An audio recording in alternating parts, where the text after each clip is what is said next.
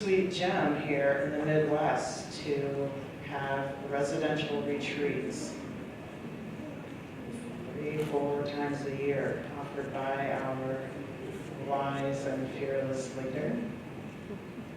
And it's this integrity. If you've sat with Mark for any period of time, there's some questions that I hold that are always have been useful for me to come back to. And these are questions that he has encouraged in personal reflection, but also at board meetings, making decisions. Is this what's needed right now? Really simple, not making it complicated. Will this support deepening practice? And is this a cause for understanding or freedom? And there has not been any situation where that reflection has not been useful. Off the kitchen in our board meetings. And so it is that integrity, that determination, that faith that has allowed Common Ground to grow into a mature, robust organization.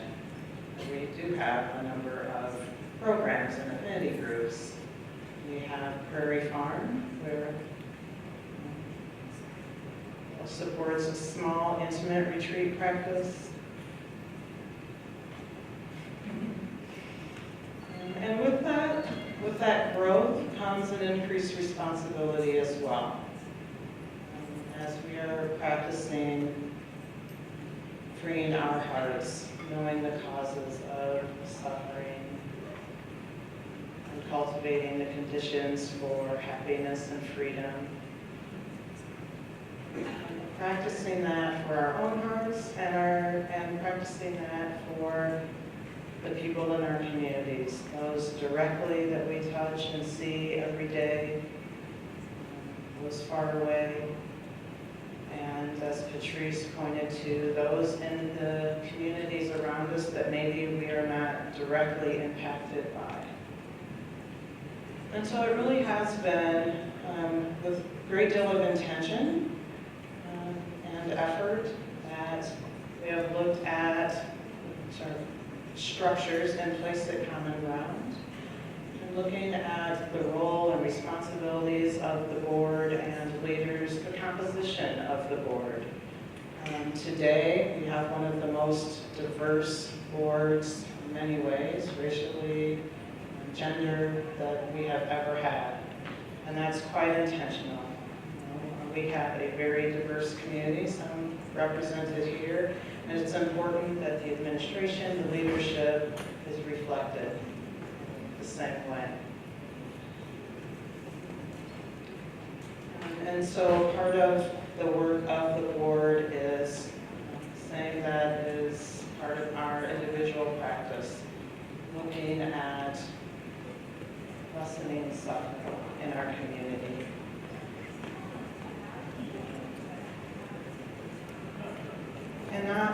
And also, through our well wishes for one another, such as the meditation that Joseph finished with, and also identifying where we can take action, skillful action, wise action, like Mark said, into the messiness, when we don't know.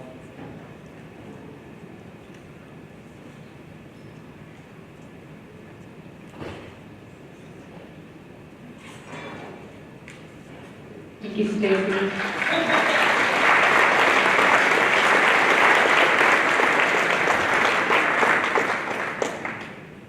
I was reviewing some research.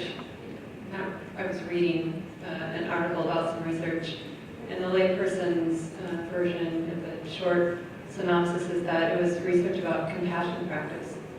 And it first started with a meta-analysis of lots of different research, so I sort of reviewed that a little bit. And the gist is that when we're engaged in compassion practice, there's little doubt that it has an impact on our ability to be compassionate and kind. That tends to grow. But the research is not clear that that translates to taking different action in our lives, which is a very interesting thing to consider.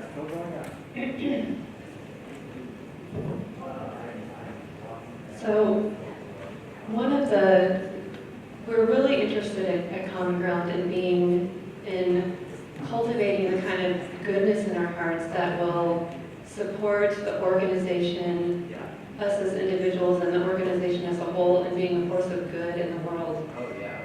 Right? We want to cultivate this kind of kindness in our hearts that will lead us to the next right step, that will help us know what the next right thing to do, that will support the next right action. And we don't always know. In fact, those next steps are often imperfect. We're often taking a guess. But our objective is not to impede the action that wants to flow from the compassionate heart.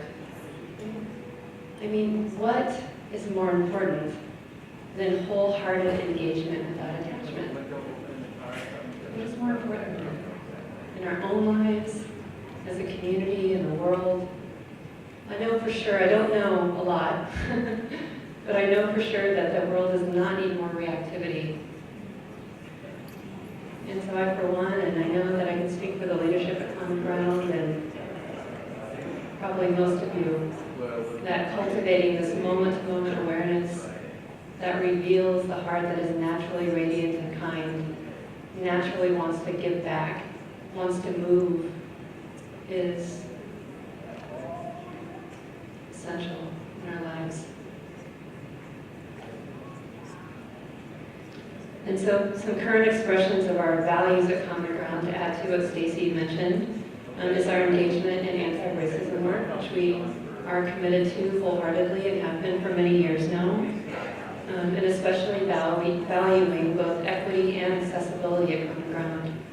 And you've probably noticed this in many ways, from, in addition to our principles and practices, the welcome statement that's in the lobby, some changes to our registration policy,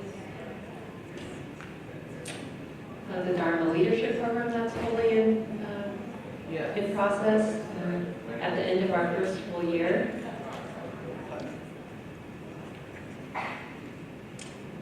What else? The advisory committee that's been going strong for several years. And like I mentioned, these actions really are born out of both our ability to be wise and kind, but we don't really know what we're doing. we just keep our feet firmly planted on the path and take the next right step.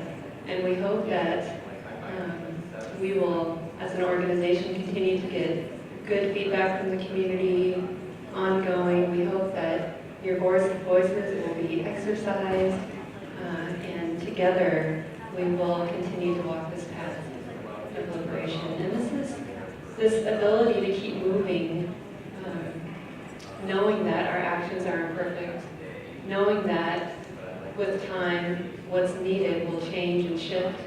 So what's needed today may not be the same as what's needed in a year. But this is precisely the freedom that Buddha pointed to, this willingness to keep moving forward, to keep practicing, to keep noticing what's here and finding ways to respond in the best way that we can.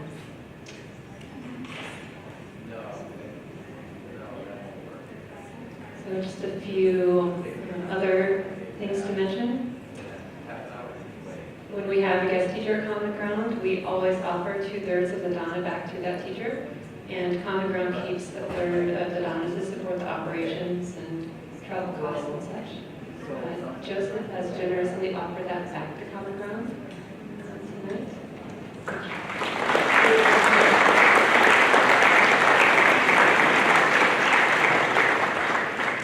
And though we haven't figured out the details of that, with that money we will set up some scholarships to support people from underrepresented communities to allow them to practice in the ways that they want to, both locally and at IMS.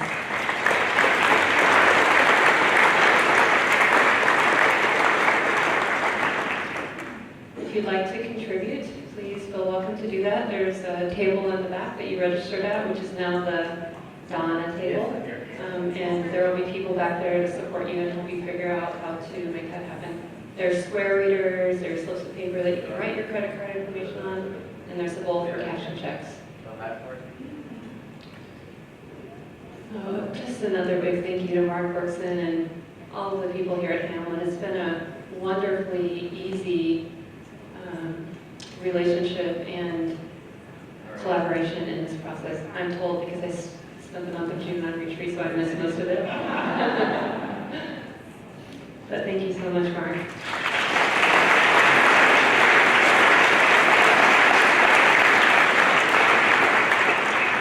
We hope this is the beginning. And again, to Gabriel Keller Flores for all of their work. So many details from where to hold the mics and stand and how many people to place at the table and how to secure parking spots so that Joseph can come in and not have to wait. And all these details that Gabe is able to hold in such a seemingly relaxed way. You are invaluable. Gabe.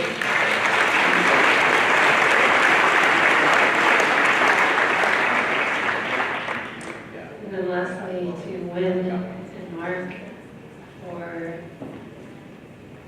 there's nothing I can add, but just the deepest sense of gratitude for the intention that you cultivated in every moment along the way that has led us to this place of having this beautiful community and city center and retreat property and retreat opportunities and so much. So, from the depth of my heart, thank you. I would not be here without you.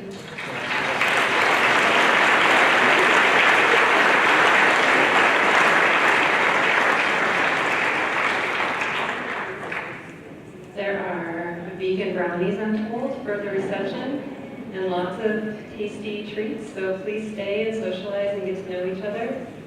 And we have a final poem to end our time together. Louis Alamayo.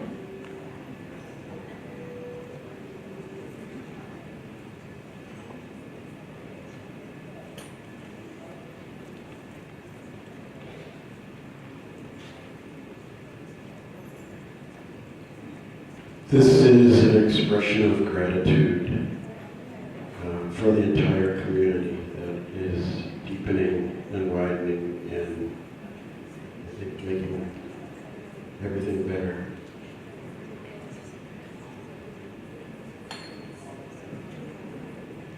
Sunlight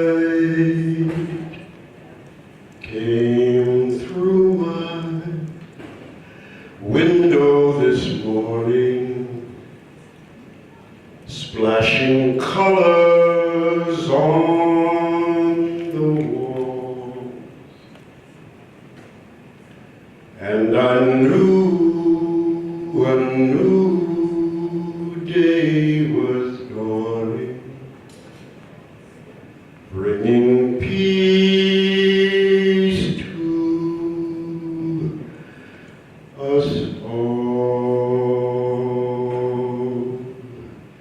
each in their own way, each in their own time,